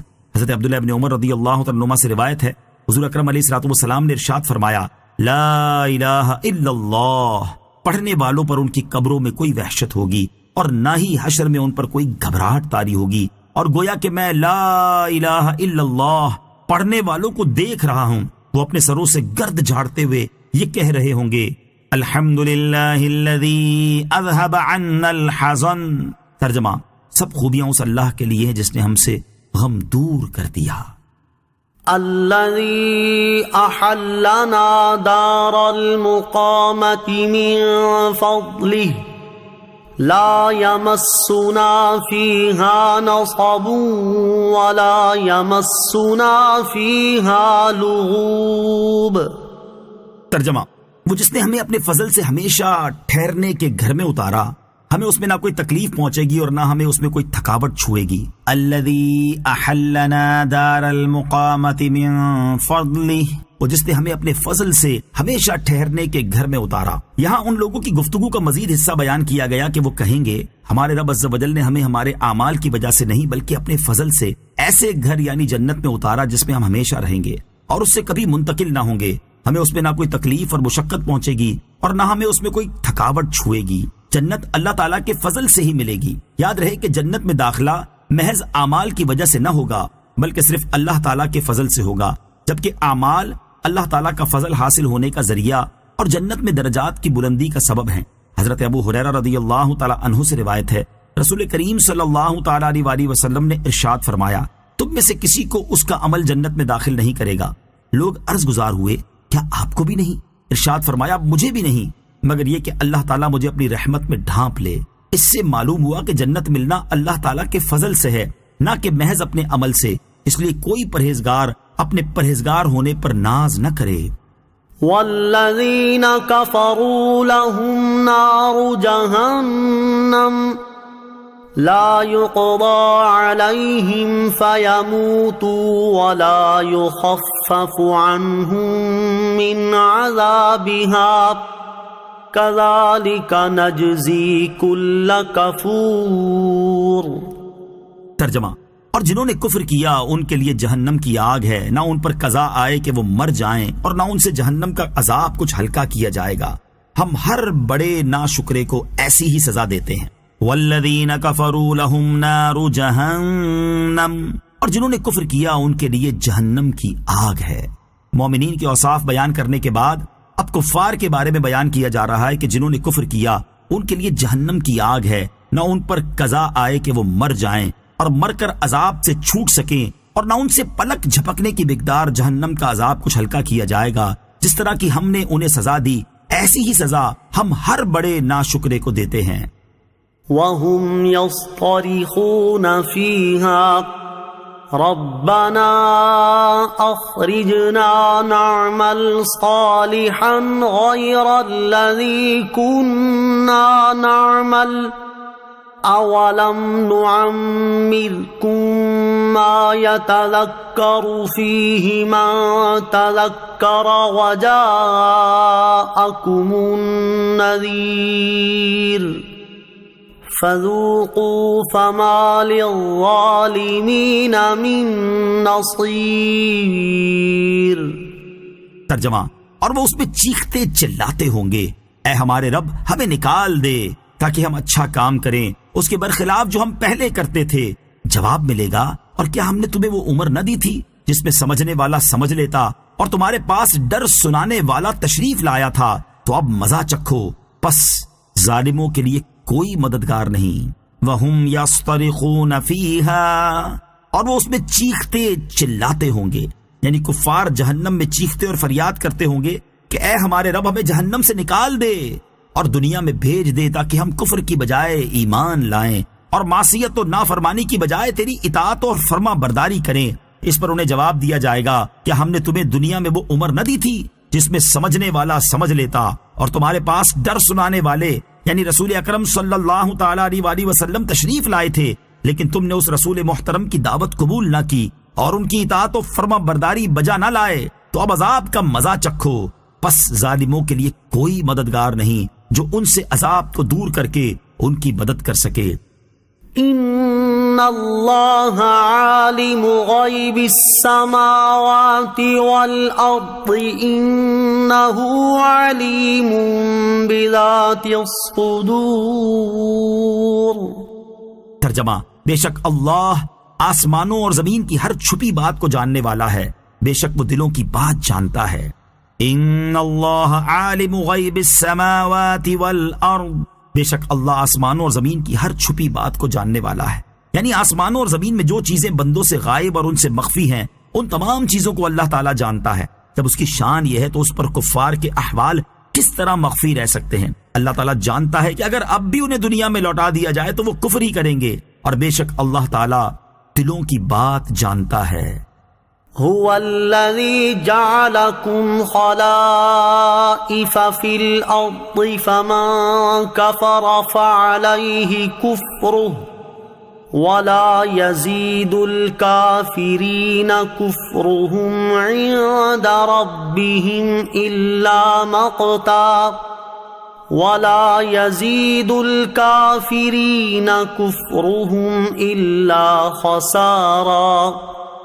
ترجمہ، وہی ہے جس نے تمہیں زمین میں پہلے لوگوں کا جانشین کیا، تو جو کفر کرے تو اس کے کفر کا وبال اسی پر ہے، اور کافروں کے حق میں ان کا کفر ان کے رب کے پاس غضب ہی کو بڑھاتا ہے، اور کافروں کے حق میں ان کا کفر ان کے نقصان میں ہی اضافہ کرتا ہے۔ هو الذی جعلکم خلائف فی الارض، وہی ہے جس نے تمہیں زمین میں جانشین کیا۔ آیت کا خلاصہ یہ ہے کہ اللہ تعالیٰ نے ہی تمہیں زمین میں پہلے لوگوں کا جانشین کیا اور ان کی جائیداد اور ان کے قبضے میں موجود چیزوں کا مالک اور ان میں تصرف کرنے والا بنایا، اور ان کے منافع تمہارے لیے مباح کیے تاکہ تم ایمان و طاعت اختیار کر کے شکر گزاری کرو۔ تو جو کفر کرے اور ان نعمتوں پر شکر الہی نہ بجا لائے تو اپنے کفر کا وبال اسی کو برداشت کرنا پڑے گا، اور کافروں کا کفر ان کے رب عز و جل کے پاس غضب ہی کو بڑھاتا ہے، اور آخرت میں کافروں کا کفر ان کے نقصان میں ہی اضافہ کرے گا، کیونکہ اس کی وجہ سے وہ جنت سے محروم کر دیے جائیں گے۔ قل ارأيتم شركاءكم الذين تدعون من دون الله أروني ماذا خلقوا من الأرض أم لهم شرك في السماوات ام آتیناہم کتابا فہم علی بینۃ منہ بل ان یعد الظالمون بعضهم بعضا الا غرورا۔ ترجمہ، تم فرماؤ بھلا اپنے وہ شریک تو بتلاؤ جنہیں تم اللہ کے سوا پوچھتے ہو، مجھے دکھاؤ کہ انہوں نے زمین میں کون سا حصہ بنایا ہے، یا آسمانوں میں ان کی کوئی شرکت ہے، یا ہم نے انہیں کوئی کتاب دی ہے کہ وہ اس کی روشن دلیلوں پر ہیں، بلکہ ظالم آپس میں ایک دوسرے کو دھوکے فریب کا ہی وعدہ دیتے ہیں۔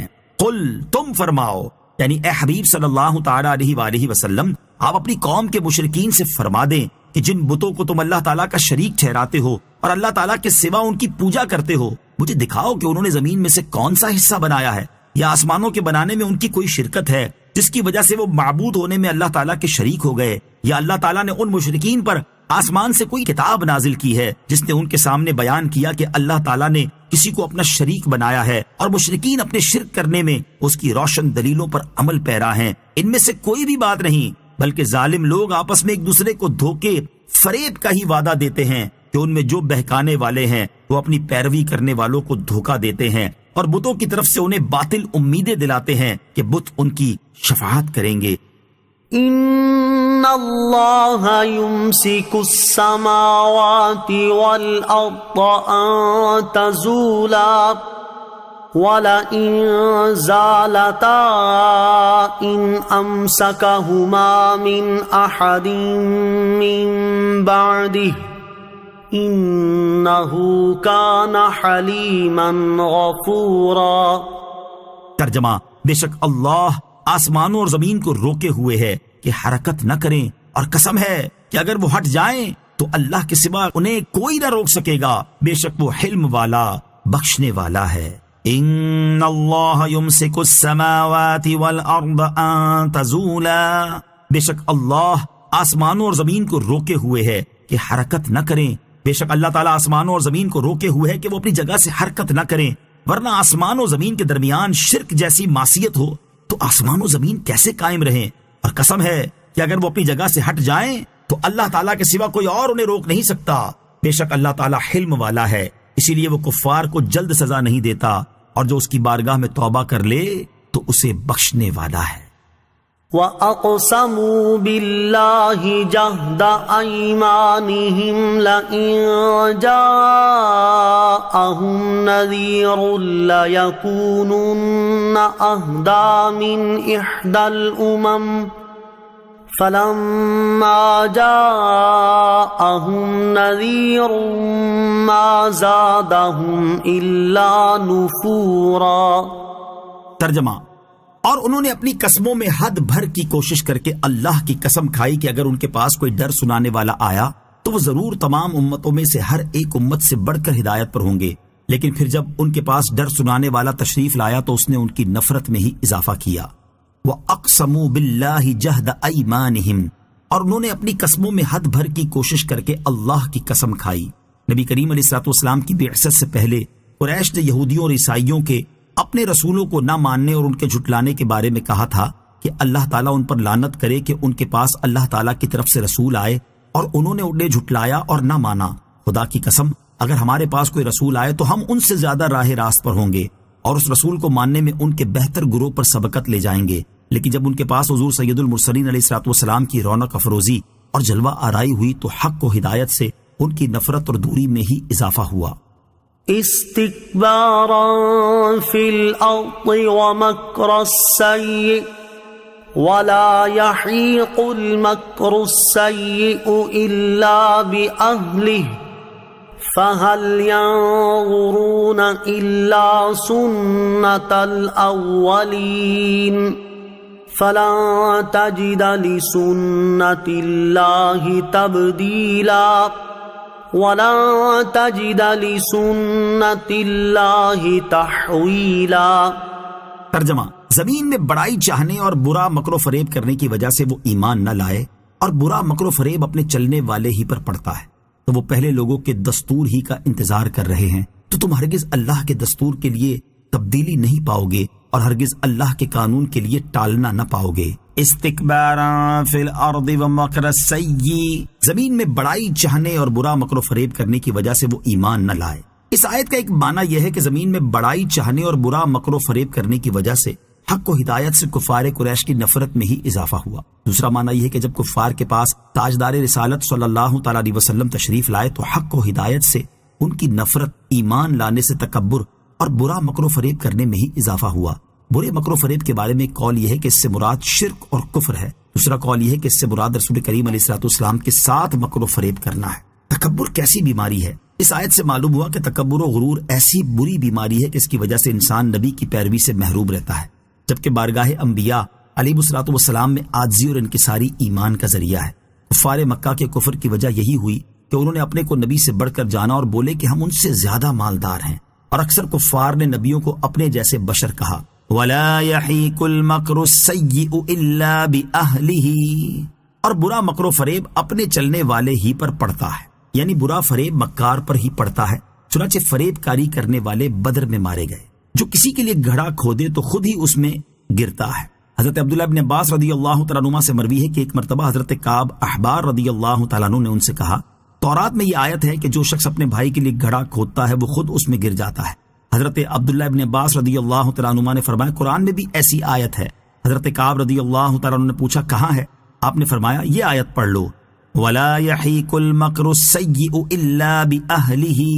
ترجمہ: اور برا مکر و فریب اپنے چلنے والے ہی پر پڑتا ہے۔ فی زمانہ ہمارے معاشرے میں ایک دوسرے کے خلاف سازشیں کرنے اور سازشی لوگوں کی مدد کرنے کا مرض بہت عام ہے۔ کاروباری اور تاجر حضرات ایک دوسرے کے خلاف، نوکری پیشہ حضرات اپنے ساتھیوں کے خلاف، چھوٹے منصب والے بڑے منصب والوں کے خلاف، اور ہم منصب اپنے منصب والوں کے ساتھ، اسی طرح گھریلو اور خاندانی نظام زندگی میں ساس بہو ایک دوسرے کے خلاف، بیوی اور شوہر کے خلاف، ایک رشتہ دار دوسرے رشتہ دار کے خلاف، یوں ہی ایک پڑوسی دوسرے پڑوسی کے خلاف سازشیں کرتے نظر آتے ہیں۔ اللہ تعالیٰ انہیں ہدایت نصیب کرے۔ کسی کے خلاف سازش کرنے اور سازش کرنے والوں کی مدد کرنے کا انجام بہت برا ہے۔ حضرت قیس بن سعد رضی اللہ تعالیٰ عنہ سے روایت ہے، رسول اللہ صلی اللہ تعالیٰ علیہ وسلم نے ارشاد فرمایا، سازش کرنے والے اور دھوکہ دینے والے جہنم میں ہیں۔ حضرت ابو ہریرہ رضی اللہ تعالیٰ عنہ سے روایت ہے، حضور اقدس صلی اللہ تعالیٰ علیہ وسلم نے ارشاد فرمایا، جس نے کسی کے خادم کو اس کے خلاف کیا تو وہ ہم میں سے نہیں، اور جس نے کسی عورت کو اس کے شوہر کے خلاف بھڑکایا تو وہ ہم میں سے نہیں۔ امام زہری رضی اللہ تعالیٰ عنہ سے مروی ہے کہ نبی اکرم علیہ الصلوۃ والسلام نے ارشاد فرمایا، تم کسی کے خلاف سازش نہ کرو اور نہ ہی کسی سازش کرنے والے کی مدد کرو، کیونکہ اللہ تعالیٰ ارشاد فرماتا ہے وَلَا يَحِيقُ الْمَكْرُ السَّيِّئُ إِلَّا بِأَهْلِهِ، ترجمہ، اور برا مکر و فریب اپنے چلنے والے ہی پر پڑتا ہے۔ فَهَلْ يَنظُرُونَ إِلَّا سُنَّةَ الْأَوَّلِينَ، تو وہ پہلے لوگوں کے دستور ہی کا انتظار کر رہے ہیں۔ یہاں بیان فرمایا کہ اے حبیب علیہ الصلوۃ والسلام، یہ کفار آپ کو جھٹلا کر اس بات کا انتظار کر رہے ہیں کہ جس طرح ان سے پہلے رسولوں کو جھٹلانے والوں پر عذاب نازل ہوا، اسی طرح ان پر بھی عذاب نازل ہو۔ اس کے بعد فرمایا کہ رسولوں کو جھٹلانے والے کے بارے میں اللہ تعالیٰ کے عذاب کا دستور تبدیل نہیں ہوتا، اور نہ ہی وہ اپنے وقت سے ٹلتا ہے، بلکہ وہ لازمی طور پر پورا ہوتا ہے۔ اولم يسيروا في الارض فينظروا كيف كان عاقبة الذين من قبلهم وكانوا اشد منهم قوة وما كان الله ليعجزه من شيء في السماوات ولا في الأرض إنه كان عليما قديرا۔ ترجمہ، اور کیا انہوں نے زمین میں سفر نہ کیا کہ دیکھتے ان سے اگلوں کا کیسا انجام ہوا، اور وہ ان سے زیادہ طاقتور تھے، اور اللہ کی یہ شان نہیں کہ آسمانوں اور زمین میں کوئی شے اسے عاجز کر سکے، بے شک وہ علم والا، قدرت والا ہے۔ اولم یسیروا فی الارض، اور کیا انہوں نے زمین میں سفر نہ کیا، یعنی کیا کفار مکہ نے شام، عراق اور یمن کے سفروں میں انبیاء کرام علیہ الصلوۃ والسلام کو جھٹلانے والوں کی ہلاکت و بربادی اور ان کے عذاب اور تباہی کے نشانات نہیں دیکھے تاکہ ان سے عبرت حاصل کرتے؟ حالانکہ وہ تباہ شدہ قومیں ان اہل مکہ سے طاقت و قوت میں زیادہ تھیں، اس کے باوجود ان سے اتنا بھی نہ ہو سکا کہ وہ عذاب سے بھاگ کر کہیں پناہ لے سکیں، اور اللہ تعالیٰ کی یہ شان نہیں کہ آسمانوں اور زمین میں کوئی شے اسے عاجز کر سکے، بے شک وہ تمام موجودات کا علم رکھنے والا اور تمام ممکنات پر قدرت رکھنے والا ہے۔ وَلَوْ يُؤَاخِذُ اللَّهُ النَّاسَ بِمَا كَسَبُوا مَا تَرَكَ عَلَى ظَهْرِهَا مِن دَابَّةٍ ما ترك على ظهرها من دابة ولكن يؤخرهم إلى أجل مسمى فإذا جاء أجلهم فإن الله كان بعباده بصيرا۔ ترجمہ، اور اگر اللہ لوگوں کو ان کے اعمال کے سبب پکڑتا تو زمین کی پیٹھ پر کوئی چلنے والا نہ چھوڑتا، لیکن وہ ایک مقرر میعاد تک انہیں ڈھیل دیتا ہے، پھر جب ان کی مقررہ مدت آئے گی تو بے شک اللہ اپنے تمام بندوں کو دیکھ رہا ہے۔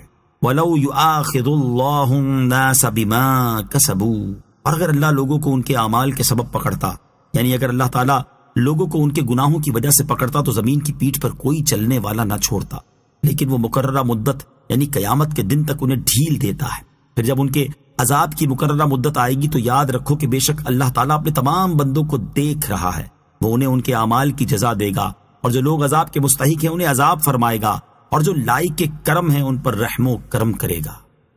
صدق اللہ العظیم۔